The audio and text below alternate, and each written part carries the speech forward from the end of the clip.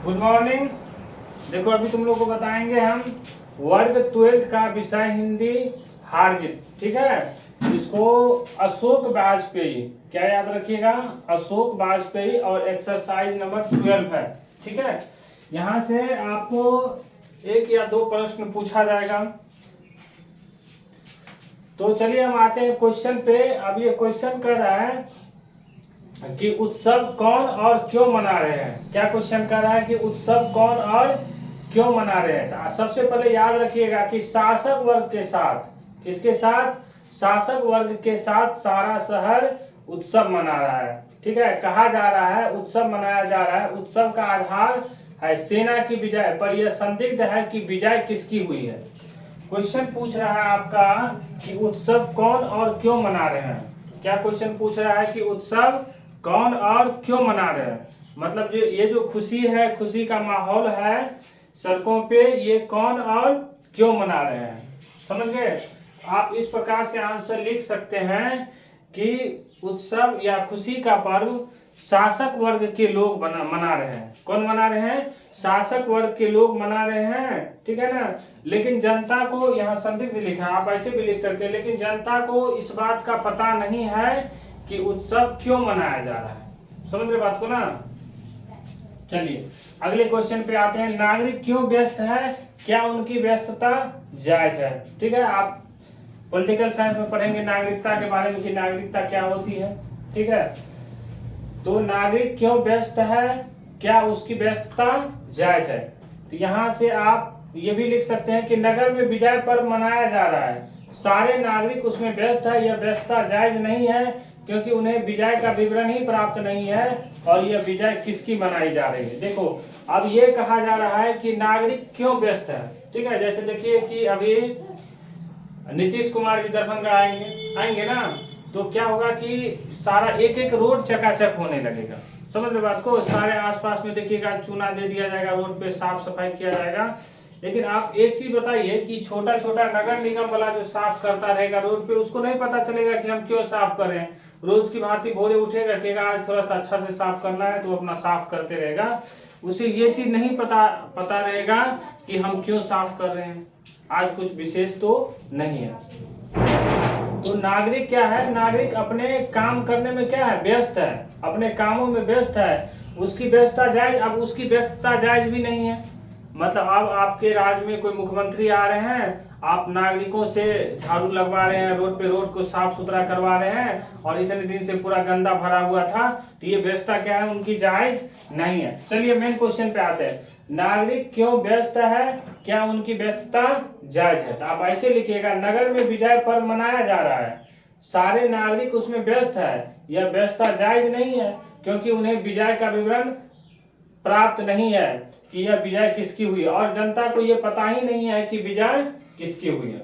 चलिए अगले question number 3 पे आते हैं। सड़क को क्यों सींचा जा रहा है। क्वेश्चन पूछ रहा है कि सड़क को क्यों सींचा जा रहा है।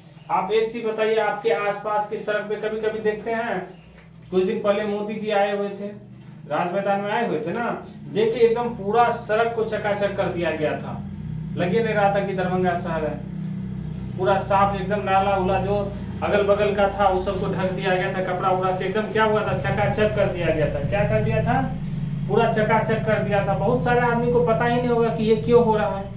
मान लीजिए जो बुजुर्ग लोग हैं जिसे बहुत सारी चीजों की जानकारी नहीं है, तो उसे ये नहीं पता होगा कि ये सब क्यों हो रहा है अचानक से। समझ गए बात को ना। तो उसी प्रकार से यहाँ सड़कों को क्यों सींचा जा रहा है, तो सड़क को क्यों साफ किया जा रहा है, क्यों साफ किया जाता है। समझ गए बात को ना।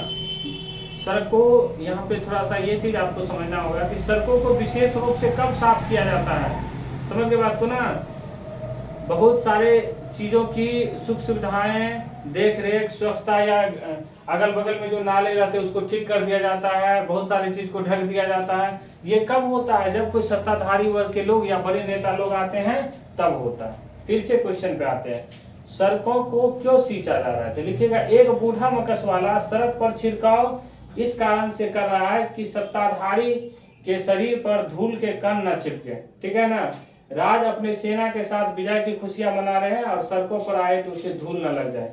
अब देखो ये कह रहे हैं कि एक बूढ़ा मकस वाला है, ठीक है, एक बूढ़े व्यक्ति है और वो क्या कर रहे हैं, वो सड़क को साफ कर रहे हैं, ठीक है ना। वो सड़क को इसलिए साफ कर रहे हैं ताकि इस हो के जो सत्ताधारी वर्ग के लोग जाएंगे उस पर क्या हो, धूल ना पड़े। समझ रहे बात को ना। नहीं तो हमारे नीतीश कुमार जी को एक बार कीर्तन भवन वाला जो ये पानी वाला गली है उससे एक बार उनका गाड़ी जब पता चलेगा गोविंदपुर से रिटर्न नहीं आएंगे। समझ रहे बात को ना। तो इसलिए क्या किया जाता है, सड़कों को साफ किया जाता है ताकि जो सत्ताधारी वर्ग के लोग होंगे उसके साथ क्या, उसके शरीर पे धूल न लग जाए। विजय की खुशियां मनाने सड़कों पर आए तो उसे धूल, और विजय की खुशियां कहाँ पे मनाएंगे, सड़कों पे मनाते हैं ना।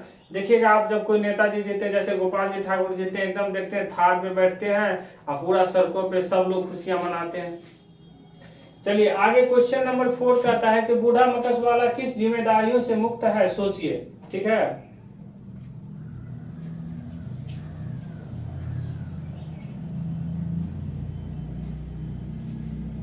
अब देखो बूढ़ा मकस वाला किस जिम्मेदारियों से मुक्त है, सोचिए।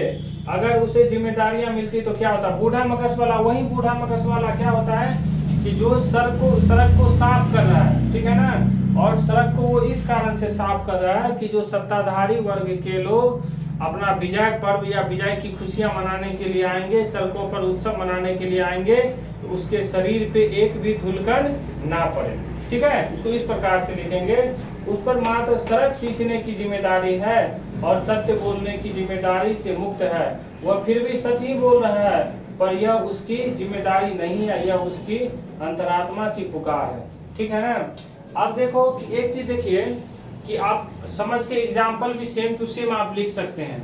आप अपना क्वेश्चन के आंसर में आपको जैसे हम एग्जाम्पल बता सकते हैं, क्योंकि परीक्षा में लिखा रहता है कि परीक्षार्थी यथासंभव अपने ही शब्दों में उत्तर दे। इन्हें लिखा रहता है कि गेस्ट पेपर में पढ़ के आओ, यहाँ छाप के चले जाओ, गूगल पे से छापो, कॉपी में नोट करो और यहाँ कॉपी करके चले जाओ।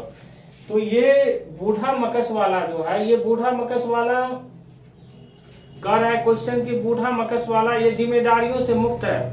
यहाँ पे अगर ये बूढ़ा मकस वाला में आपको दिक्कत होता है तो इसको ऐसे समझो, ये वही बूढ़े आदमी है जो सड़क को साफ कर रहे हैं।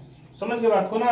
तो ये बूढ़ा मकस वाला देखो, अब ये जो नगर निगम है, ये साफ करने वाला जो रहता है, बड़े बड़े झाड़ू मारते रहता है, ये इसकी सिर्फ झाड़ू मारना है, उसके बाद ये सारी चीजों से मुक्त है। समझ रहे बात को ना। इसको झाड़ू मारने से मतलब है कचरा है उसको झाड़ू मार दिए, रिक्शा पे उठा के ले गए। लेकिन अब ये तो नहीं है, ये तो नहीं सब लोग को बताएंगे कि देखो नीतीश जी आने वाले थे इसलिए अच्छा से झाड़ू मार रहे हैं। कुछ दिन पहले नीतीश जी आने वाले नहीं थे तो थोड़ा थोड़ा झाड़ू मारते थे, इधर बिस्कुट का पानी उधर फेंका जाता था, कचरा उधर फेंका जाता था, चल जाते थे। अब नीतीश जी आने वाले हैं तो एकदम अच्छा से झाड़ू मार रहे हैं, ये उसमें नहीं है। उसकी काम बस इतना है कि वो क्या करेंगे, साफ सफाई करेंगे, वो सड़क सींचने की जिम्मेदारी। तो उसी प्रकार से जो बूढ़े मकस वाला है, एक बार फिर से देखिए इसको बताते। बूढ़ा मकस वाला का जिम्मेदारी क्या है, बूढ़ा मकस वाला को सड़क साफ करने की जिम्मेदारी क्या है, और सत्य बोलने की जिम्मेदारी उसको नहीं है। फिर भी वो क्या करते हैं, सत्य बोल देते हैं। मन के अंतरात्मा से क्या होता है, सत्य निकल जाता है। समझ गए, ये पूरा चैप्टर खत्म हो गया।